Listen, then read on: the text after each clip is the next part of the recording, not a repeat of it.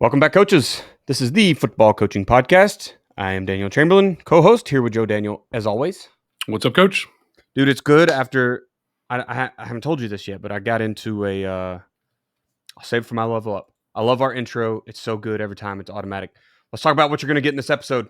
We are here to talk mental resiliency and toughness and all the things we're trying to build on a team because everyone doesn't think that they're tough enough, right? You read the title of this episode. We're not tough enough to win, and we're here to teach you ways that you can get there and that you probably are a little bit closer than you think. Number one, toughness isn't what we always thought it was, right? We're not running kids until they die on a football field or vomit in a weight room or all the things that coaches have said made kids tough. We're going to talk a little bit of culture of accountability and then building relationships because that's kind of how you get kids to buy in and have that resiliency, have something to fight for, if that makes sense. That's what we're talking about today. So, Coach, let's hear your level up.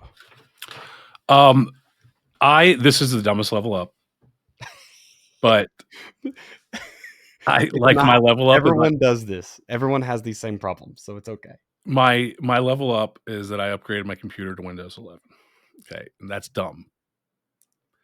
Not upgrading to Windows 11 isn't dumb. I have had no problems with it, and it's actually like my computer is noticeably faster in so many ways, like just snappier. It's like so. I personally have very much liked the upgrade, but the problem was not that I upgraded to Windows 11 because that literally is just like supposed to be like clicking a button. Right. My computer has a motherboard that did not want to do that. You have to have some safety boot thing enabled to upgrade to Windows 11. And there was a deal with my motherboard where I couldn't get it to, I could go into the BIOS and enable it but it wouldn't recognize it. And it's a known problem. And this goes all the way back to January or earlier.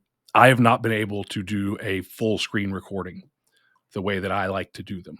I used to do them in, our Chalk Talks and stuff. And anytime that I would share the full screen, it was a problem. Now I could share the window and it would, like I had workarounds. But this was like, that's a big part of things that I do. Game film analysis. Like I couldn't do a game film analysis correctly. I had to do them on my laptop. And so I looked at videos on YouTube and tried to do stuff this has been like a problem ongoing for forever and months. And I literally, probably Wednesday, I had gone on PC Parts Picker and picked out my new motherboard, and I was going to go ahead and get a new processor. Now, I don't need this stuff. Like, it's cool. I would like to have it. I would love to upgrade. I wasn't going to upgrade the GPU. Like, I'm just not. I don't need to upgrade the GPU for $1,000 right now. No, they're expensive. They're real expensive, and I'm not interested in that right now. Like, mine's going to have to be. I'm going to have to, really wear it out. And right now, I'm playing Oblivion, which is like the Oblivion remaster, and I'm playing that on Xbox. So, it's awesome. So I don't need it right now, but I had it in the cart, and it was several $100s, and I was like, ready. I'm just going to do it. I have to do it. I have to do this.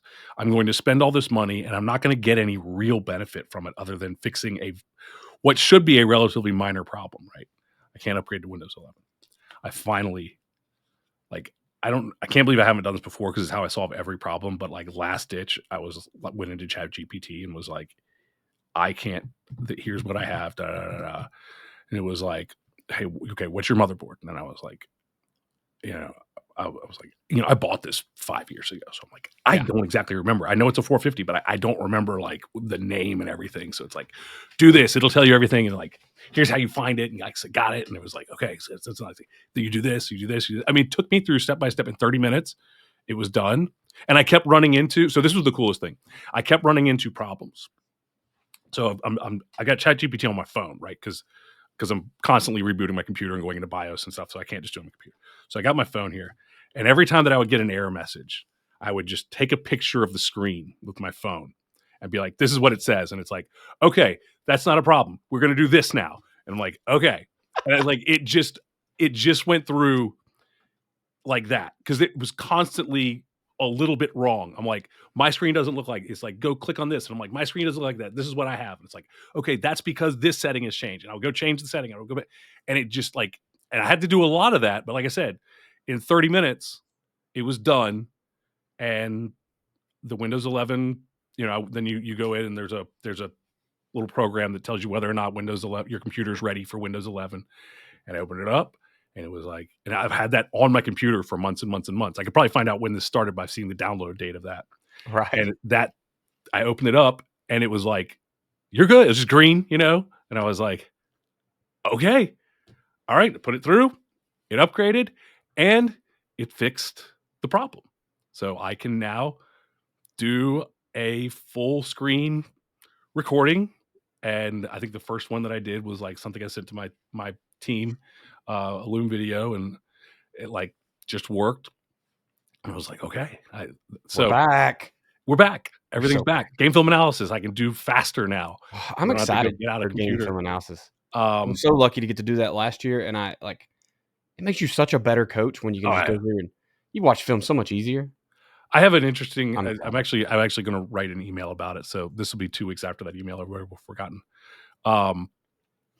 It's a funny thing with game film analysis because what you realize is that you already know the solutions to these problems, but it's so much easier to look at somebody else's film and go, just do this. And then you look at your team and you're like, never gonna you cannot figure out how to fix this problem. And if I've started to try to reprogram my brain a little bit to step outside of it kind of goes back to like the I'm driven stuff, the observer, right? It says step out of your position and like, what would I say if I was consulting with somebody who had this problem? Like, what would I say if I was outside of this? You can't see the picture when you're in the frame, right? What would I say if I'm stepped back and I'm looking at this and I'm just a casual observer who's like, oh, just do this. It's always like, it's so obvious when you're looking at somebody else's problem. So yeah. That's a good one. I was going to say, I didn't realize you were on the brink of, which I would have just told you to do it anyway, but upgrading, because if you wait 5 years, and I know because I just did this, and you try to upgrade a single piece inside that computer, it's a rebuild. Yeah. It's 100% rebuild because the new motherboard would need a better chip. And once you buy the better chip, now the GPU won't read off that one. And then you got to get more RAM. And then it's on and on and on. Oh, your power bank isn't strong enough anymore. You need more power. So you got to get a bigger one. It never ends. So that's why I went from I'll upgrade. I looked at the prices. And then once you click, okay, I'm going to buy that. And I use PC Part Picker too. It's a great website if you're into building computers. And I put it into my old system. I'm like, nope, that won't work with this. And that won't work with. And I was like, geez, you quickly are spending. And right now, probably $4,000 or $5,000 trying to replace one motherboard. Yeah. Because it immediately becomes like, if you get the motherboard, you need to get the processor. And for sure. Obviously, if you get the processor, you need the motherboard usually more so, but I needed the motherboard for some reason. I thought, and I already have the RAM, but I was like, well, if I am replacing all of this, then I'll take this computer that still works fine and just has this one problem, and I've got a little bit older GPU here, and I can put this, I can make a PC downstairs, and like that I can, I'm like, so if I do that, then I'm going to need a case, which I need a case anyway, Then we're going to get super nerdy and have streaming computers, and it's going to be like the JDFB gaming team. Yeah. Careful. I was in. I'm going to use this for my level up later this week, so I won't give it away. Oh yeah, tomorrow. But I was Wednesday. But I was in Ashland, where my college is, and the theater. It's a small town, and it's got an old theater. Like every small town downtown has that theater down. And it had the on the marquee was the upcoming esports event. I was like, oh, that's different. I do always see. I don't look at Instagram anymore, but when I used to look at Instagram, they would have the updates on the RMC Athletics Instagram. Right. Would occasionally update us on how the esports team was doing. It was like, Yeah, it is. okay. I mean, there's like national championships and No, stuff. I know. Yeah, It's a big deal. Yeah, and they're like, I don't think they're on scholarship. It's a Division III, but I don't think we're Division III esports. I think we're pretty good. They have to be academic, right? I don't know. It's wild. I don't know how it works. Yeah. My level up is this past weekend. I was invited up to do some live podcasting at the Kentucky Athletic Administrator Association conference, which really just means that all the ADs in the state of Kentucky went to this big conference in Louisville. Ace Sports was there with a booth, and so they invited me up to do some live podcasting just to help draw some attention. They didn't need any help drawing. Dude, they take a 20 by 10 video board and set it up in a conference hall. Like everyone knew where Ace Sports was. But it was a really, really neat thing. Every aspect of that weekend becomes my level up because I got to meet Coach Gary McPeak, and Coach McPeak is in his 37th year of high school football coach or coaching. He's been all over the place in different levels, multiple college stops, multiple high school stops, but still, like, he's starting a new OC gig this year, and it's so neat. Like, he's gone full circle where a player of his is now the head coach at a 1A school in Kentucky. He's going to go be his OC. Like, nice. Yeah, it's so neat. And obviously most of this was through the other podcast and Coaching 101, and that's kind of what I was there for. But it was just neat to go up and set up a podcast studio because I took all of my stuff, not my big computer. I used my laptop, but the mics, the camera. People were like coming and snapping photos, like, "Oh my God, look at this setup!" And I was like, "Yeah, buy once, cry once pays off sometimes, I guess." People take pictures of your setup. It's probably going to become a thing where now every clinic and every, you know what I mean? Like, you go to AFCA and people are going to have podcasts going because we're trendsetters. But it was really neat just getting to talk to a whole bunch of coaches again. I mean, like podcasting has done for me for almost 4 years now. 4 years? 4 years, Joe. In July, I think, is when I jumped on with you. But anyway, so that was my level up, is I just got to travel and meet new coaches. Coach McPeak was wonderful to talk to. He really, because of my very short journey, has ran across a couple guys that didn't see ball the same way as me. It was nice to see someone's been at it longer than anyone I've ever met. Mm-hmm. And he still was like, evolution of football, throw RPOs, like, not that you have to throw RPOs, but he was all about, hey, what's going to make us win? What's going to help us get kids on the team? What's going to make parents happy and admin happy and make us successful? Not, hey, let's stick to the wing tee because that's all I've ever ran. That's all I ever know how to run, right? Like, once again, nothing against you wing tee guys. I don't have a ring and I don't really want one. There's a place for those, but it was cool to see someone who I generally would have called a dinosaur that was like, nah, dude, I'm all about the future. Let's go. Like, let's keep evolving. So really neat conversations up there. There's a interesting, there's a, I guess there's like a belief, I whatever, that, what's his name? The Ole Miss coach. I'm just blanking right now. Lane Kiffin. That Lane Kiffin and Saban like had some sort of blood feud. And when the reality is that, like, they didn't see eye to eye on the methods, but like professionals can have disagreements on the methods. Like, that's, which I think is one of the weirdest things in coaching, is like, well, like, especially if somebody you've hired on your staff, it's like you're hiring that. And one of the things that he said in an interview, I was doing some research for something, and one of the things that he said was when he was in a press conference, and you could tell they were like trying to goad him into that. Like, I think it was when he first got hired at Ole Miss, and like, oh, you're going to go head to head with dirty laundry boss, and then air it out. And he was like, he's like, basically he said the thing that he respected Saban the most for was that there are things that he doesn't like, but he doesn't run from them. So like, and he pointed out the RPO thing. He was like, he doesn't like RPOs. Doesn't mean we didn't do RPOs. He didn't like put a ban on RPOs. He doesn't like it. He doesn't want to teach it, but he can go out and hire somebody and try it. And, instead of, like that's like, I don't like I don't mind RPO. I'm not against RPOs. It's just not the first place that I would go. But I'm not like, RPOs are stupid. There's some things I don't like. There are some things I really don't like because of the more the officiating of the play. So I don't like let me read it, let me get my guys 5 yards down the field and then throw a fade. It's like, what are we doing there? For sure. But that's just because it breaks the function of the game. Yeah. But like, as far as using RPOs, like it's a tool just like anything else.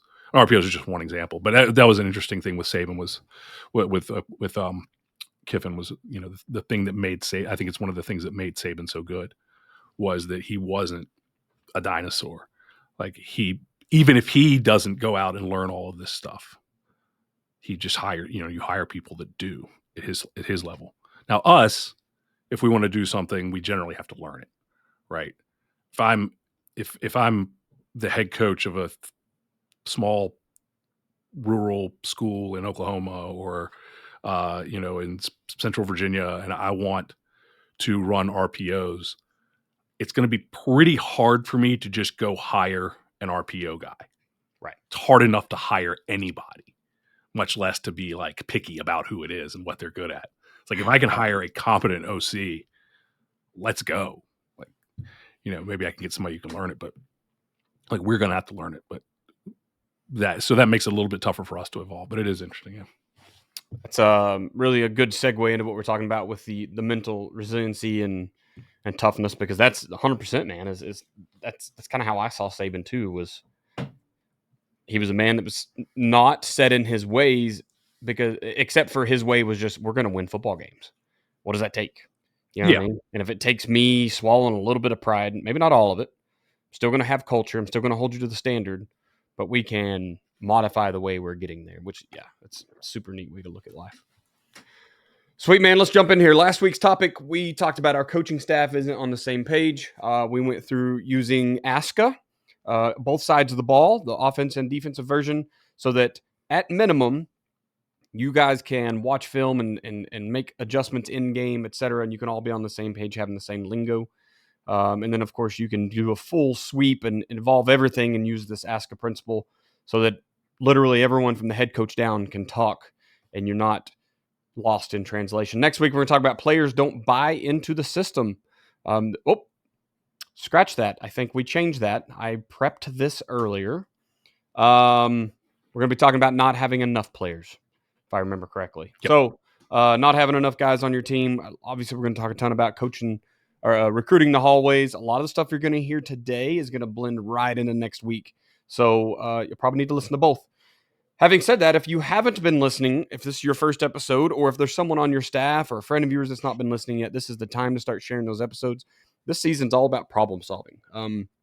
Less just cut and dry, X's and O's. We aren't talking RPOs necessarily as a X's and O's drawing it up on the board, but more of a function to solve problems. We're talking, there are some X's and O's problems, some culture problems, some coaching staff problems, but we're problem solving this season. So it's a good time to shoot these episodes over to a friend of yours that may need to problem solve on their own. Let's pay the bills. We'll jump right in here, Joe. Well, the problem is that after I upgraded to Windows 11, I lost all of that stuff. The difference between a championship defense and a defense that is struggling every Friday night is not just talent. It is not luck. It's the system. Without a system, you scramble every week trying to fix problems on the fly. Players are confused. Your assistants are not on the same page, and your defense is constantly playing on its heels. I've worked with thousands of football coaches who are making the same mistake, overcomplicating football, running a stack of plays with no reason behind it, and just calling front stunts, blitzes, and coverages from the seat of your pants. this is really difficult on this. Once we get those coaches putting a real system in place, everything changes. Players play faster, coaches have more confidence, and you start winning more football games. And that's why I put together my latest free guide, What You Need to Know to Build the Ultimate Defensive Football Coaching System. Inside that guide, you're going to get the blueprint for building a defensive system that works so you can simplify your playbook, get your players to buy in, and take control of the game. You can download your free copy right now at joedanielfootball.com/system to take the guesswork out of your coaching, build your ultimate defensive system, and turn your football program around this season. Go to joedanielfootball.com/system for that free guide. Awesome. Quickly, we'll talk about athletic speed and movement at athleticspeedmovement.com. Hey, guys, first of all, every single coach in the, well, I was going to say the country, but you have to say the world at this point. If you don't know, football is kind of a big global sport, but we all think that our team isn't fast enough. We all have, my quarterback ain't fast enough to play run plays. My running back's not fast enough to hit the edge. My wide receivers aren't fast enough. They're never fast enough to run the vert. Defense is the same thing. We're never going to stop the edge. We can't cover a vertical, so we can't play press man, et cetera, et cetera, et cetera. The excuses go on. We all think that we don't have kids that are fast enough. And the truth is, no matter how fast they are, they can be faster, okay? First, you have to tackle what football isn't. Football is not track, okay? The speed you're looking for is not track speed. Not that I don't need it, but I'm not need to be focused on how fast a kid's 100-meter dash is. Doesn't matter. Even the 40 may not be really a representative of what you need on a football field. Yes, fast kids are fun. If they have big explosive speed, maybe you can put them in X and send them on a go ball. Great. But there's 10 other kids on the field that are doing something different. Your O-lineman, your quarterback, your running backs, your fullbacks, your H-backs, your linebackers, DNs, safeties. All these guys need to be fast too, but it's not track speed. Athletic Speed Movement is a 12-week course that's going to walk you through and help you develop your kids into the fastest and most athletic football players on the field this season. AthleticSpeedMovement.com. Jump over there and sign up today. You're going to get what is the intro guide, Joe? I'm dropping the name of it here. See, I don't have mine typed out. I forgot. Oh, it's how to get your program, how to get faster, how to make your team faster. How to make your team faster. AthleticSpeedMovement.com. Jump over and sign up today. Nailed it. Part 1. First of all, we're talking about mental toughness. We're talking about resiliency, but just toughness in general. How are we making tough kids?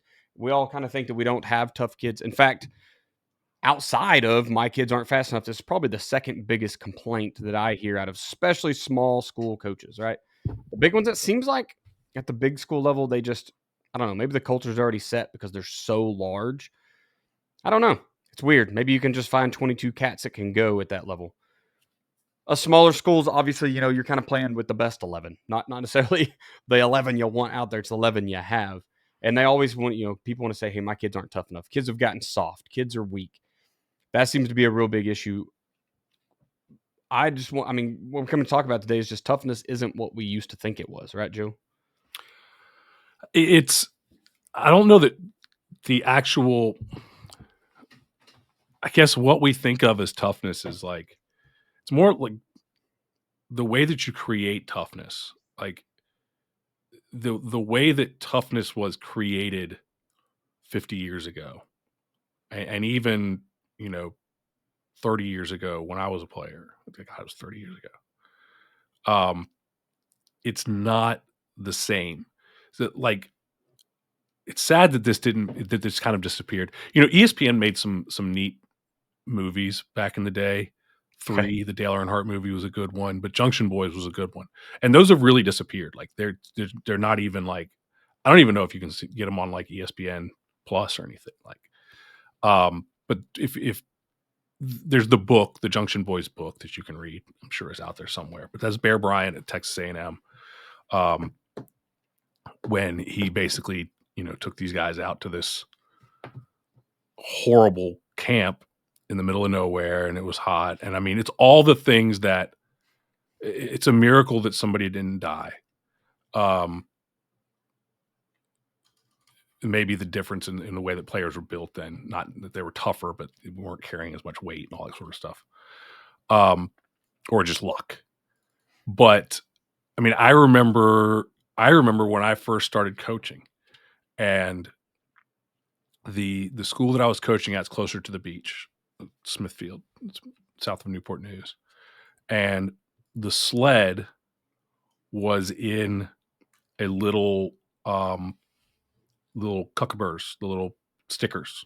Right. Those were in the ground where the sled was. I already don't like the story. And we were doing some like punching, and it was very early. It was right after I got there, and I was like, just each day I would shadow a different coach. It was my first coaching job ever.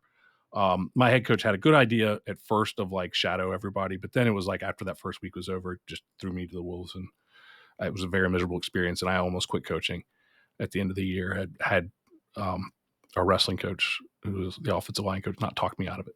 But I don't think he was the one. I say offensive line coach. I think it was like a defensive deal.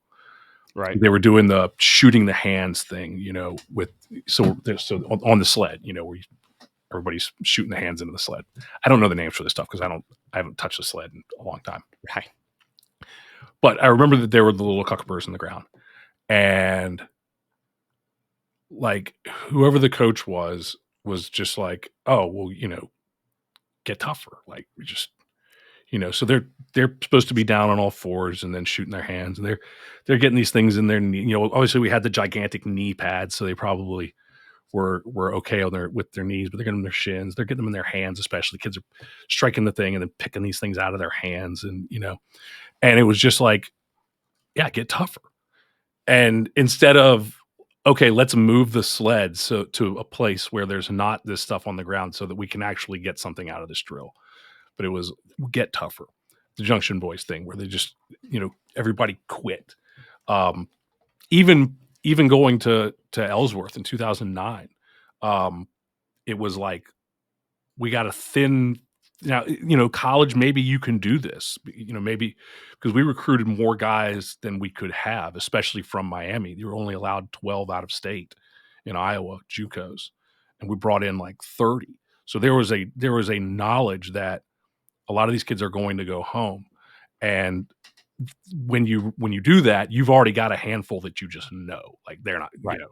We have division 3, we have JUCO All-Americans they're not getting run off. We're trying to make sure they stay.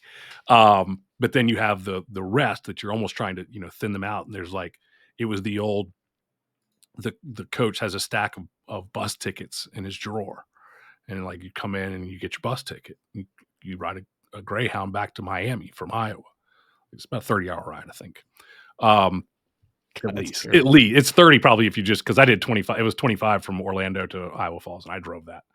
So it might have been much longer. I got a speeding ticket at the end of it.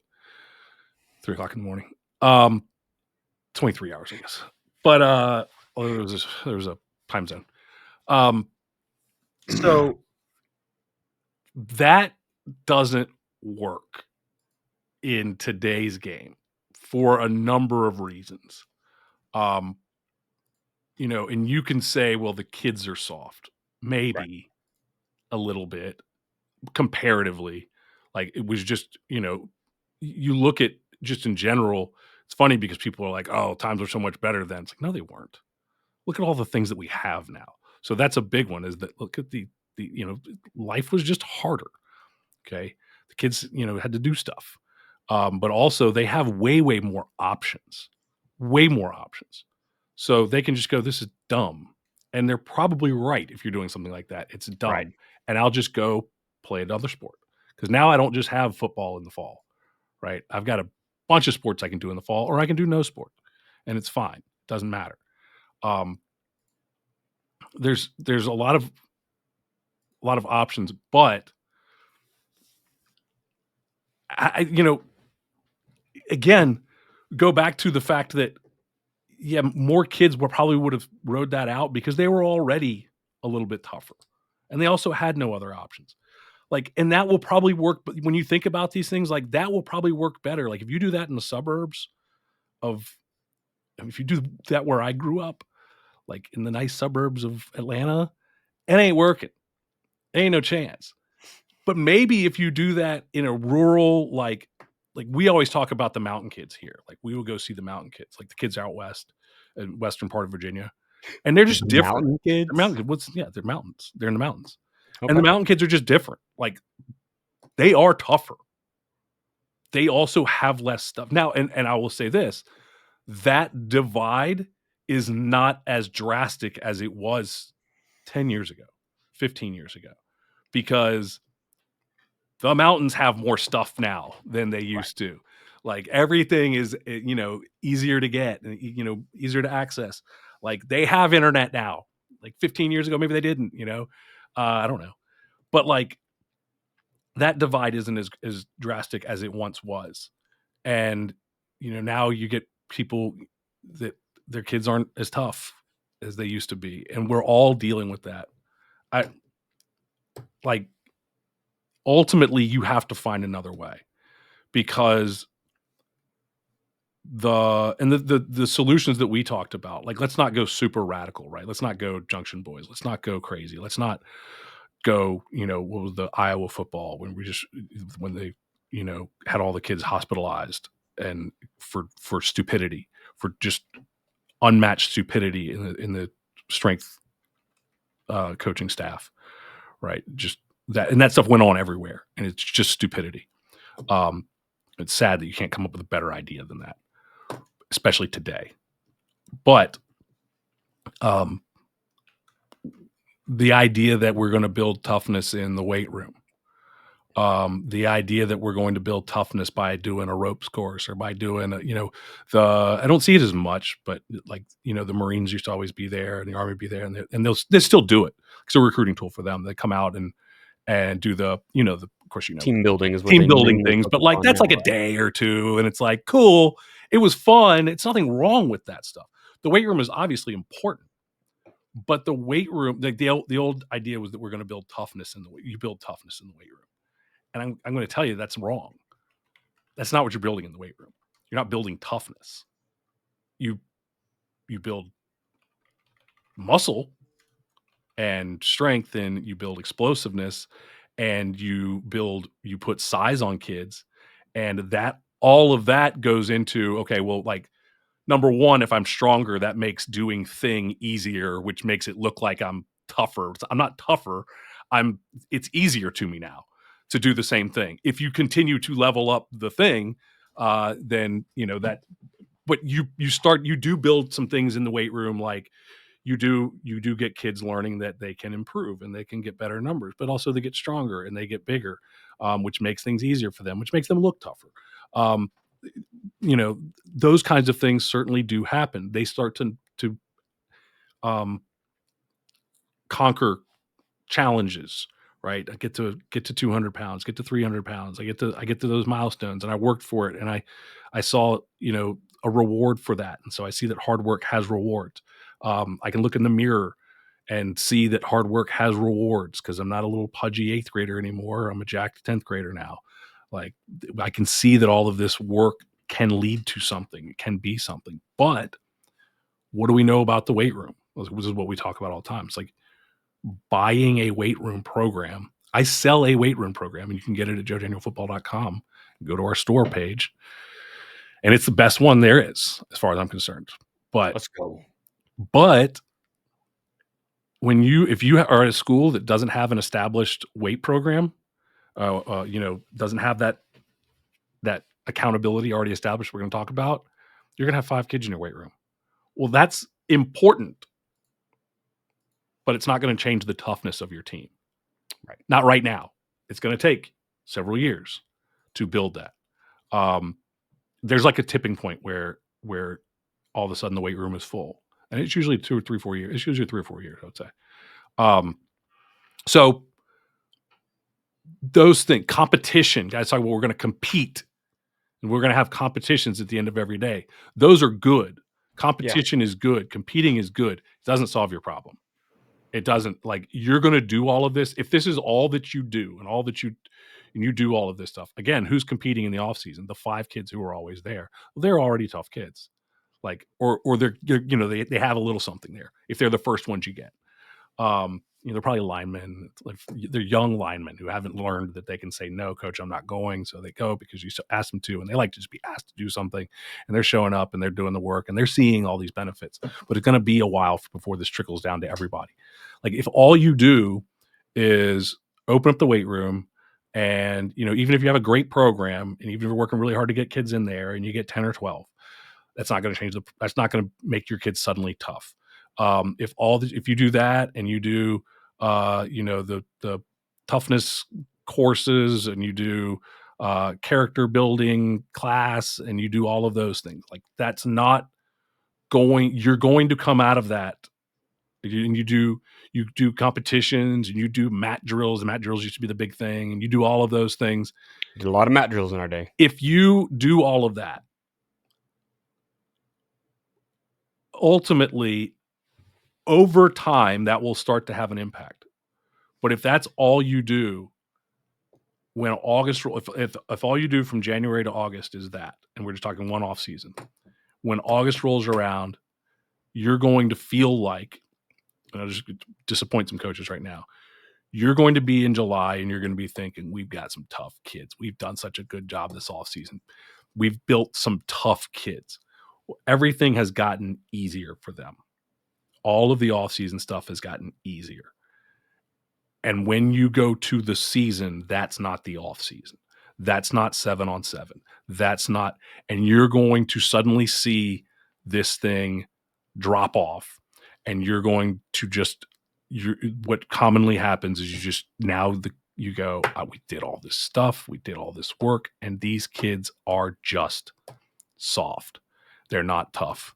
We put all this work in, and when the lights come on, and that, Friday night, all of a sudden, what the reality comes out, we're not tough. The first time, the Mike Tyson thing, the first time they get punched in the mouth, you find out they're not tough. What's the old adage? Like, they all look good in shorts and t-shirt, right? Yeah. I mean, but you kind of a lot of what you said, primarily I agree with. I think that when we start looking at what mental toughness is, like, the weight room is a key piece of it, in my opinion, because you do build that confidence, and that's a key piece of it, right? A kid who's confident in their abilities, especially after they get hit in the mouth, is going to be more, I don't know, able or whatever, but they're more likely to get up and try again. Like, nah, I can't do this. That sucked. I mean, my son's dealing with a bully at school right now, and you know what I tell him? Hit him in the nose and don't quit hitting until the teacher pulls you off. That bully will never touch you again. He's confident right now, but he's not truly confident in himself. He's just a bully. He's gotten away with this for a long time, right? So, building that confidence beyond, and that's why we're sending Beckett to jiu-jitsu and all that good stuff. But the competitions, that just letting kids have a place that they can develop some, gain some successes. It's like getting your quarterback throw some easy passes at the beginning of the game, right? You got to build that confidence. You got to get it kind of going, and now we can take the shot on the seam, for a touchdown ball. If that's your first throw, maybe it ain't there. So I kind of like those little things, but you're right. It's not. Oh, I love all of them. I'm not saying we don't have a weight room, resiliency, but it does. I mean, I always go back to the frog in boiling water, right? If you throw a frog in a boiling pot of water, he's going to hop out. Mm-hmm. Put him in regular water and then turn the heat up little by little, he's never going to know the difference, right? And they'll set in there till it boils. So I think it's the same thing with this. You've got to find ways to change it little by little at a time. And a lot of it's culture. In fact, we're going to talk about a culture of accountability.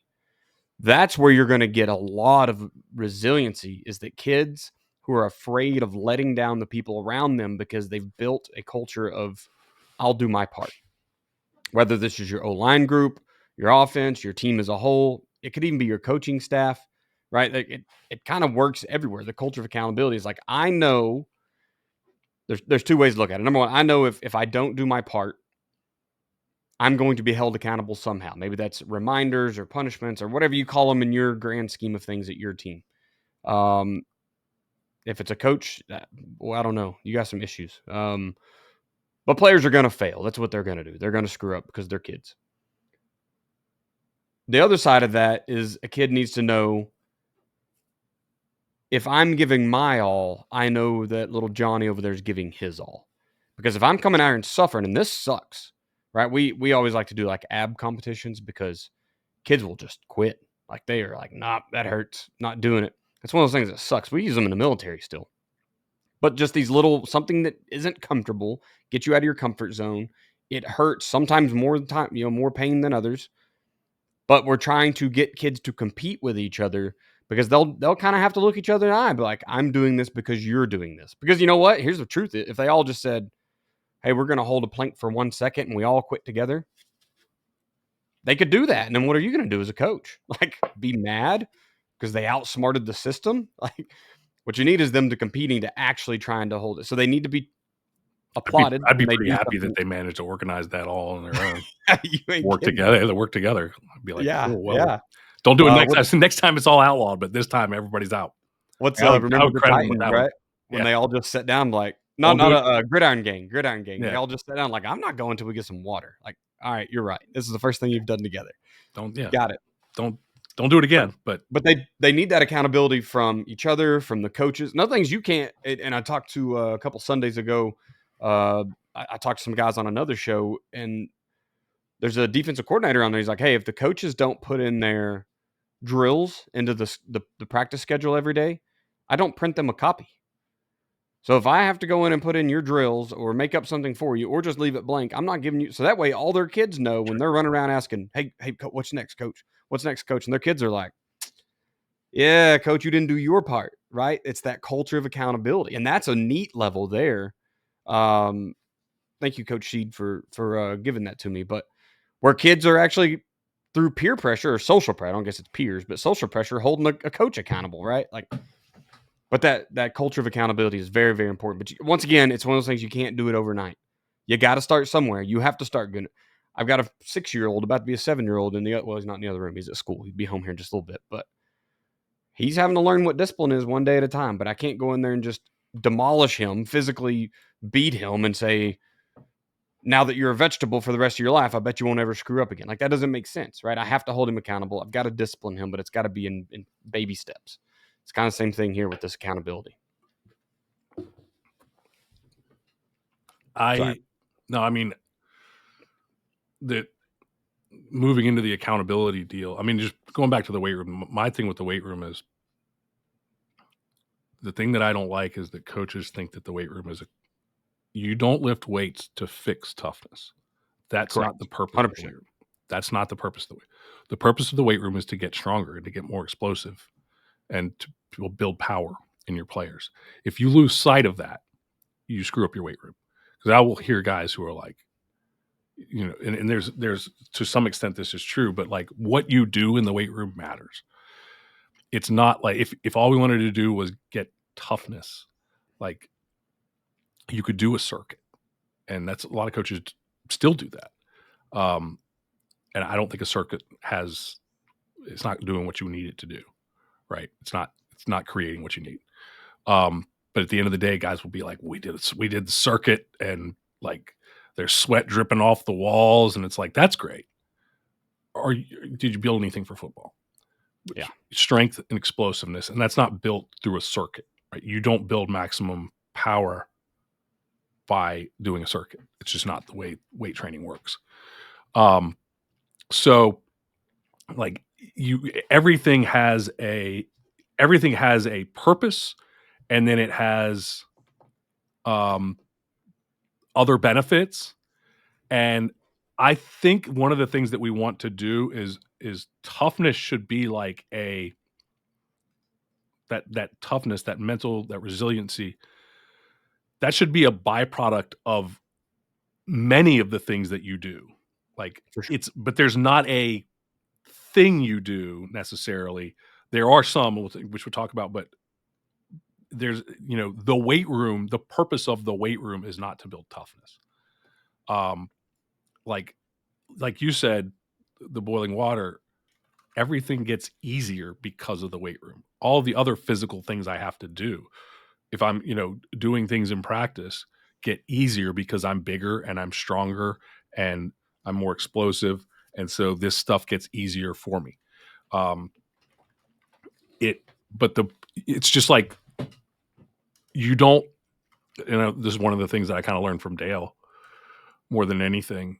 You don't get like squats are not like, how are we going to get faster? And guys will be like, we squat. That's not there's not a significant speed benefit especially not in a short term.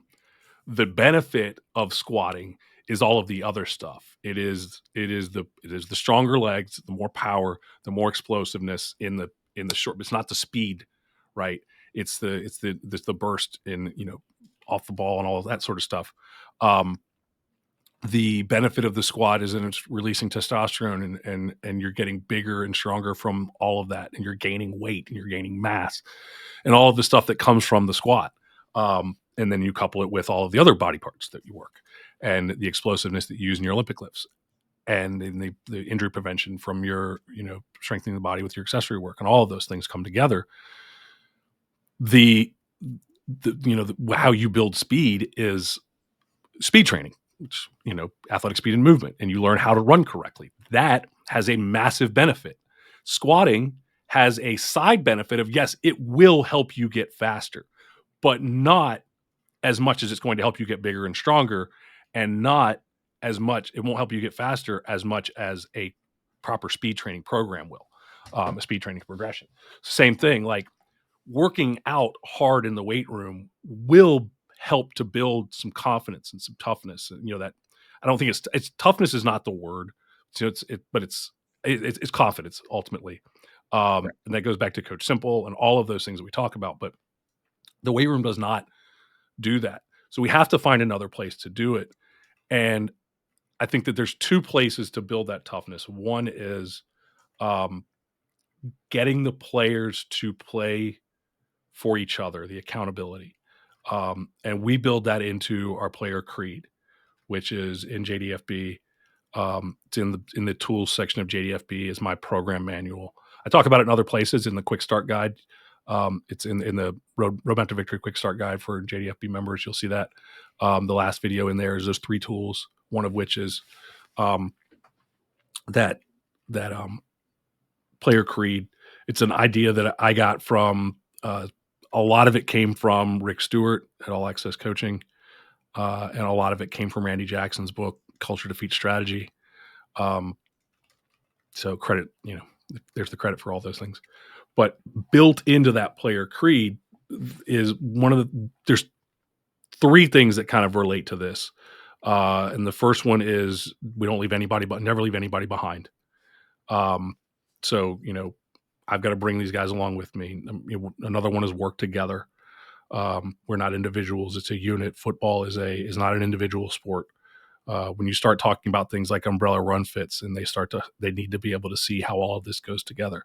You need to teach your players. You can't teach the people in the stands, unfortunately, but your players need to understand, and they won't always get this.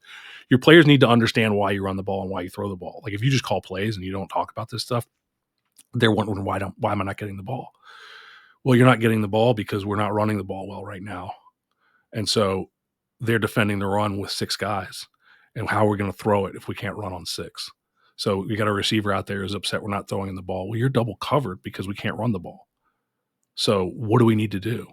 Like, how are we going to solve this problem? Well, if you're a stud, like I'm going to use you as a decoy, okay, to open this thing up. I'm going to run you on a jet motion because you're really good, and that's going to make 2 guys go running with you, and everybody's eyes are going to go to you. And if you jog it, everybody's going to know you're not getting the ball. And if you sprint it, the run game opens up, which then opens up the pass game and the why and of everything that we do. So, that work together mentality is really important of how all of this matters and goes together. And then the third one is don't let anybody down. And that's really, the accountability idea is don't let anybody down. Like you said, if I think that if I'm in a culture, quote unquote, where I know on Friday night, more important, if I know on Tuesday afternoon in October when it sucks, it's week 6. By the way, everybody deals with this. Weeks 1, 2, and 3, we're still pumped up.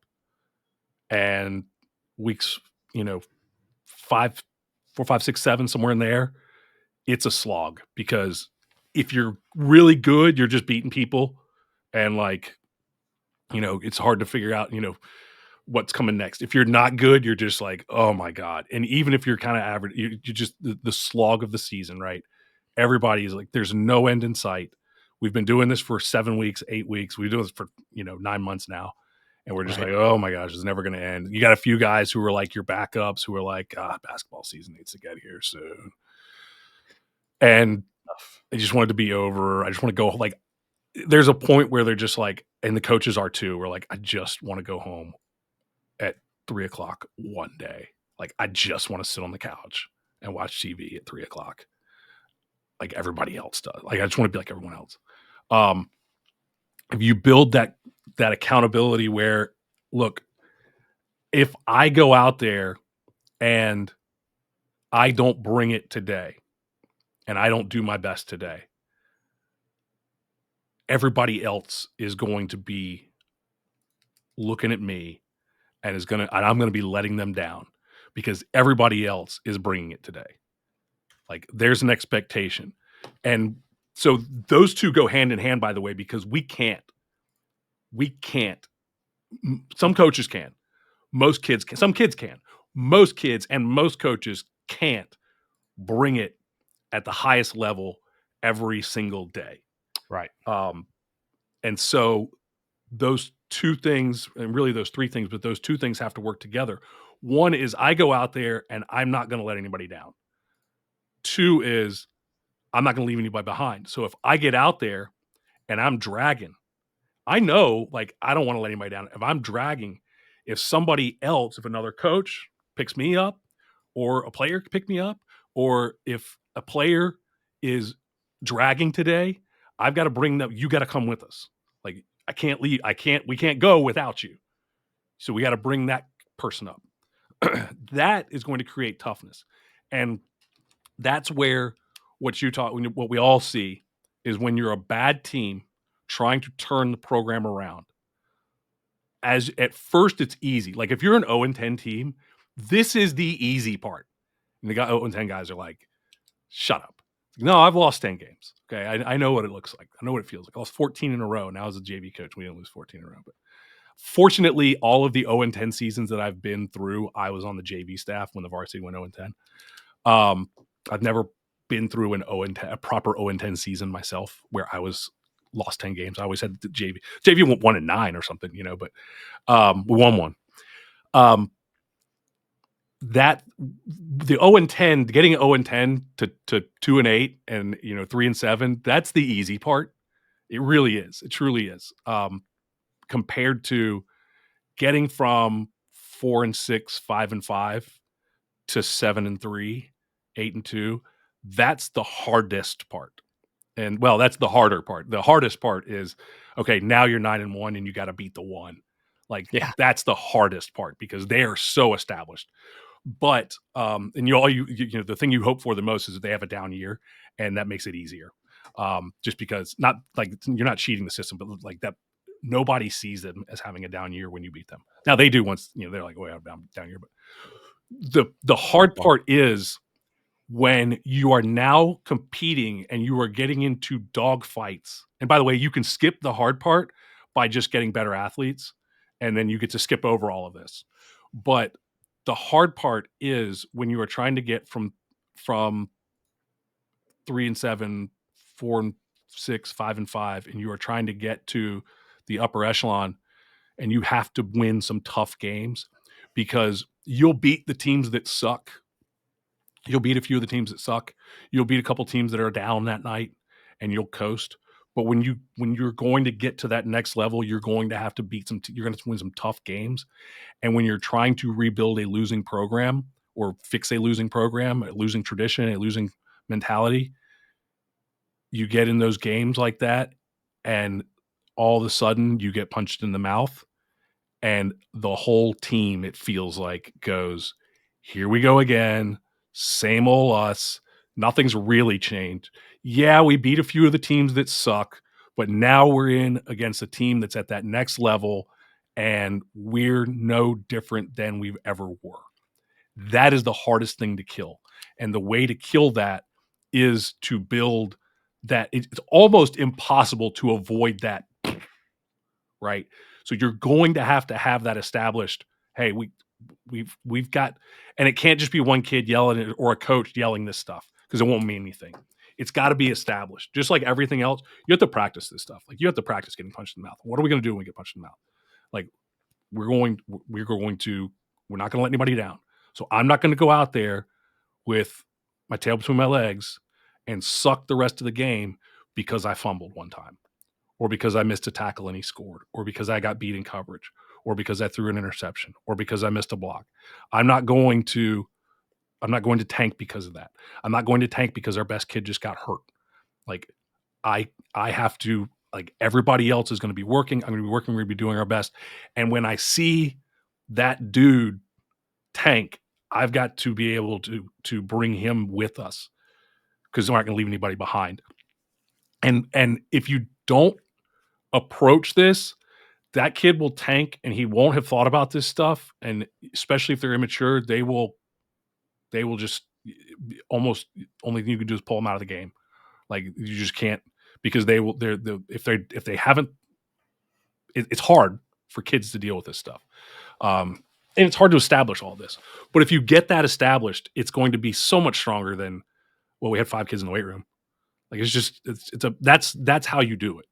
And then you do it with everything else, the Coach Simple, the ASCA, all of that stuff, the simplifying, which builds confidence. And that confidence, again, the side benefit of that is that it will help establish this toughness. The side benefit of the weight room is that they will have more confidence and things will be easier. All of that will come together to build a tougher team. But not one thing won't do it. But you have one thing that's focused towards it. And for me, that's the player creed. So when we get into, you're talking about trying to get all this established, right? And not everyone's taking over a new team and doing this. Some of them just had a bad year. Sometimes it is just talent, right? I mean, that's what we can never outrun Jimmy's and Joe's. We had an episode 3 weeks ago talking about winning games when you're just out talented. Like, you can still do it. There is still a method to the madness there. But it doesn't matter what you're trying to do if the kids don't trust you. If the kids aren't listening to what you're saying, it doesn't matter. Even if you do want to use the weight room and competitions and all this, it doesn't matter which method you choose here. None of it's going to matter to the kids if they don't trust you. And I think that's where we really have to talk about building relationships, right? Even if you just do it. Let's say you have no idea what you're doing when you're building resiliency. I have no knowledge at all in building toughness. I Google how to build resiliency. The answers are like, build relationships, make sure they take care of themselves, right? Nurture their bodies, get stronger, develop problem-solving skills, find purpose. These are all things you should be doing anyway, right? So this should kind of be a natural byproduct of just being someone who's developing an entire program. If you're the quarterback's coach and all you do is develop a quarterback, you're probably not doing much for mental toughness. Maybe you're talking about, short memory. You got to forget that interception, whatever. That's fine. That's a form of mental resiliency. But if you're going out and building a good program, you're already doing a lot of the stuff that you need to be resilient anyway. But relationships has got to be the biggest one there, right? Because I think it covers a ton of stuff we've already said so far. Having this accountability. No one's going to be held accountable by someone they don't trust. I mean, it kind of goes back to the, I wouldn't ask advice from someone I don't, dang. Now I forgot it. I wouldn't take criticism from someone I wouldn't ask advice of, right? It's the same thing. If I'm not going to go to you because we have a good relationship and ask for your advice about how to handle a situation, definitely not going to listen to you tell me how well or poorly I handled that situation. So, I think that comes down there. We always talk about the old adage, which is, you don't know what, or excuse me. Boy, I messed up. I'm all over today. Kids don't care what you know until they know that you care, right? And then kind of the football coaching podcast version of that is kids don't care what you know until they know that you can help them, right? They don't care how much you care until they know how much you know. Yeah, that's it. There's the one. Okay. So building relationships has got to be kind of done everywhere. But we need to talk about, kids want to know the why. You mentioned it earlier. We're talking about one kid wants the ball. He's your best receiver, whatever. The run game's not working. That's the why. I had to give him a why. If we're doing a competition, if we're getting in the weight room, the kids need to know the why. If maybe we invited the Marines over, right? These are all the chaotic things that people do to build toughness. I'm using air quotes right now. You better have a why behind it for the kids of these days. Practicing, having, tough love and tough coaching and all that stuff. Kids need to understand the why behind those. And I think all of that starts with the relationship. I just think they're going to do more for you. If you go out and a kid does, the best kid on team gets hurt. Joe, you brought up this situation, right? And you don't want that natural drop off. It's going to happen a little bit anyway. Sure. But you're not reversing that if you've never met the kids and you go out on game one. Hey, I'm your new head coach. You just lost your best player. We've got this. It's not going to happen, right? I mean, if I know it's an extreme, but you got to think about an extreme sometimes. They're going to respond better if you've built that relationship, if you explained to them the whys, if you've taught them how to take care of themselves, if you've shown them the path, the vision. Guys, here's what winning looks like. Being a successful program, sometimes you're going to have 2 or 3 losses. It's really, really hard to win football games. So they need to understand the vision. They need to see the path. They need to know the why. And I think all that starts with relationships. The relationship thing, you brought up some good points with the relationship. I think that what coaches think when they hear relationship is like, I need to get to know this kid. And if you got 50 or you got 100 or you got, I mean, he's passed away now, but when I worked with a coach who was Michael Strahan, he was the head coach when Michael Strahan was he was Michael Strahan's head coach. Nice. In Houston. There were 230 kids in the program. He barely knew Michael Strahan. And Sure. and like Michael Strahan wasn't a amazing standout, but also he didn't need he had a he was running the offensive side, right? His defensive coordinator had a relationship with Michael Strahan. His defensive line coach had a relationship with Michael Strahan. He didn't have a relationship with him. Like he didn't go to Michael Strahan's Hall of Fame induction or whatever. Is he in the Hall of Fame? I assume he is. Yeah, he should be. Whatever he went into, he's not. He didn't go to his. That's not the deal. You don't have to have a personal. And I think a lot of head coaches, some head coaches do this because they like it and it's who they are, and they build those relationships with kids, and they like having almost a more personal relationship with as many kids as possible. But like that's not me. So for years I beat myself up because that wasn't me. And I was like, I just don't have this. And I like try to force it. And I think it's one of those things, like it was always just kind of like awkward. I was like, For sure. like, it's not me. It's more you. It's not me at all. And so It's your fault. Yeah. Well, I mean, we did the thing, the what your style is. We need different styles, but the relationship building that we're talking about here, like what is me is, and didn't used to be, was I used to lean to the, dictatorship, right? Of this is what we do. Don't ask why. Don't ask, just do it. And that's not going to work as well as I try to make sure to explain why. And then I explain it again, and I explain it again, and I explain it again, because I mean, a lot of the why that's into my coaching is now automatic because I it's just like I say it all the time. Right. And I think that is what we're talking about here is I want kids to understand the thought process that I'm having, that the staff is having, that they can have. I want to help them. I talked to our offensive line about, look, this is all, like you said, problem solving. I want to tell our offensive line, this is problem solving. We are when you have to be able to problem solve, because when they come out there and they stem or they stunt or they move and they get you, the next play they can't get you. Right. You at the very least, they can't get you the same, right? Because you should try something and go, oh, they're doing this. And so you've got to be out there. I can't go out there. They're going to figure something out on 2nd and 5. And they do it and it works. And guess what the defensive coordinator does? He calls it again. I don't have enough timeouts to go out there and I didn't even see it, right? It's down there in the trenches. And I'm standing on the sidelines calling play. So you have to solve that because they did it on 2nd and 5. Now it's 1st and 10. Okay. They're going to do it until they score or you solve it. So you've got to be problem solving out there.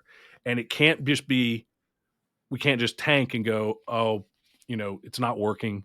whatever Coach Daniel said doesn't work, or I'm not good enough, or any of that. Like we now problem solve. And so it is understanding the why behind the things that we do, understanding that I can have input. I do have.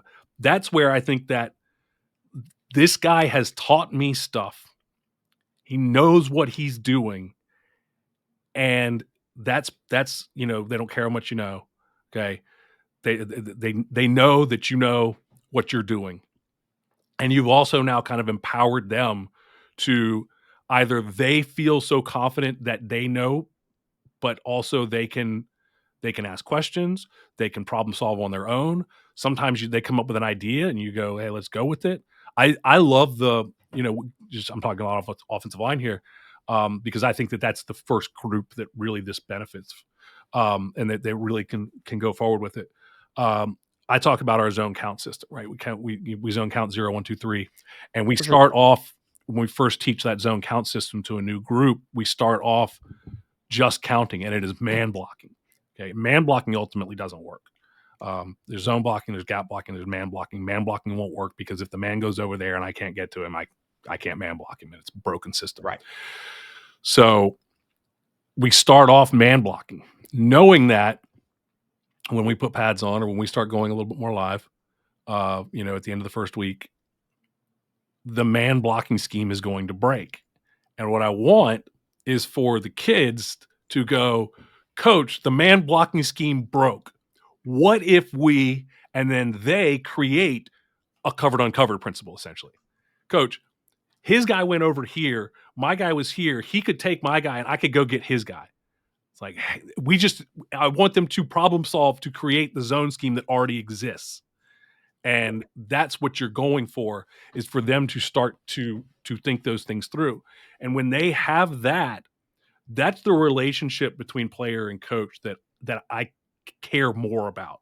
Because again, I go back to this. I think we overrate how important we are sometimes. We are important.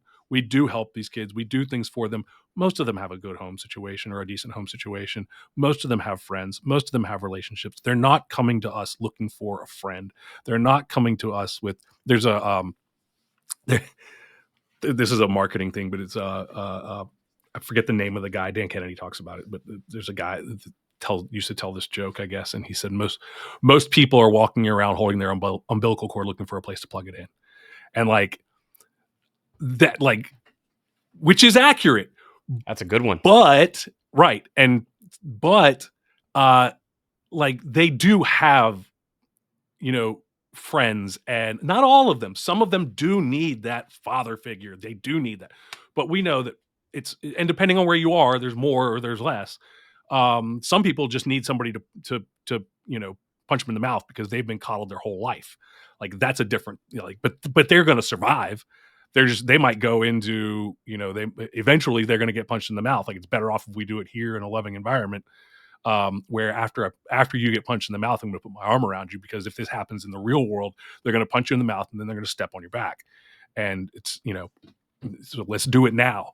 So those things about relationship building are important, but it starts with building this confident player who believes in me as a coach, who believes in himself as a player, who believes in the players around him and that they're putting this effort in and that we can all solve these problems and we can all fix this. And that's the relationship that I want to build first. And then, over time, you start to get more of a relationship with kids, just naturally being around kids. That part will, for somebody like me, who's not a relationship builder, that will kind of take care of itself in a way. But Jerry Campbell used to say, like, if I see you walking, he would tell his players this, if I see you walking down the hall, I'm not going to say, hey, how are you doing? Because first and foremost, I am your football coach, not your friend. And so see a kid walking down the hall and I'm going to say, guard pulls, what do you do? I follow him, whatever he would say his guard reads. Like he would ask him, football questions. That was how he would say, I'm going to ask him a football question because I'm his football coach first. And if I suck as a football coach, if he doesn't believe in me as a football coach, if I don't teach him football things, then what kind of relationship am I going to have with him? Like, He's going to be like, do you want to work for a boss who is incompetent, even though you guys go out drinking together? Like, you don't want to work for an incompetent boss, even though you like him.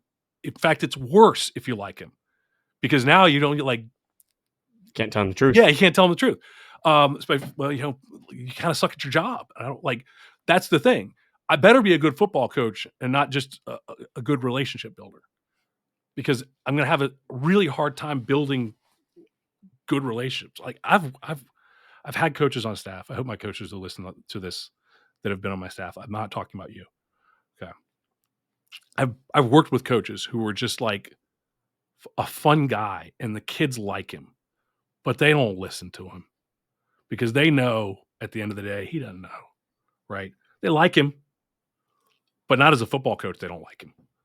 As a football coach, they're like, you see like the coach that's the guy like talking to him, telling him something, and they're like side eyeing to like the coordinator, like, is that right? Is that what I'm gonna do? Do you want to talk about, like, you get that look from him? It's like, do you want to correct him privately or do you want to correct him in front of everybody? Because I'm sure he's wrong. Yeah. Which goes back to our previous episode. For sure. Well, Joe, I think we've checked all the boxes here today. Talked through toughness isn't what we always thought it was. It isn't the vomiting and running people till they die, figuratively or literally. Both have happened. Unfortunately, that has happened. Building a culture of accountability, and of course, building relationships, as we've talked about here tonight. Real quick, by the way, athletes should not be vomiting from your workouts. Ever. That should not be happening. Okay. If that's happening, that's a bad thing. Yes. Vomiting is not good. Only time vomiting is good is when you're in college and you had way too many drinks too fast. Your body needs to get it out. It's like, or you've been poisoned. I've been reading a book where somebody was poisoned and vomited. And even in the book, the guy who's like the poison guy is like, sometimes that's a good idea, but not always. Right. Last week's topic, coaching staff isn't on the same page, where we went through basically the ASCA principles and how you can all talk the same lingo. Next week, we're talking about not having enough players. Recruiting the hallways will be, kind of one of the ones we'll talk about, but lots of ways to kind of jump that hurdle, whether it be gaining players or doing more with less. We're going to tackle it all next week. Another reminder, refer a listener to the podcast. The podcast is here simply to help coaches be better at what they do. So what we want you to do is help those in need. We don't know all the coaches. We don't know all of you. So we can't send our episodes to everyone individually. We'd like for you to do that for us. Help us educate those around you. Pay the bills one more time, Joe, and let's get out of here. Yep. All right. So we put together a free guide, as I mentioned, what you need to know to build the ultimate defensive football coaching system. Inside that guide, you're going to get a blueprint for building a defensive system that works to simplify your playbook, get your players to buy in, and take control of the game. All that's going to result in the toughness that you're looking for. You can download that for free at joedanielfootball.com/system to take the guesswork out of coaching, build your ultimate defensive system, and turn your program around this season.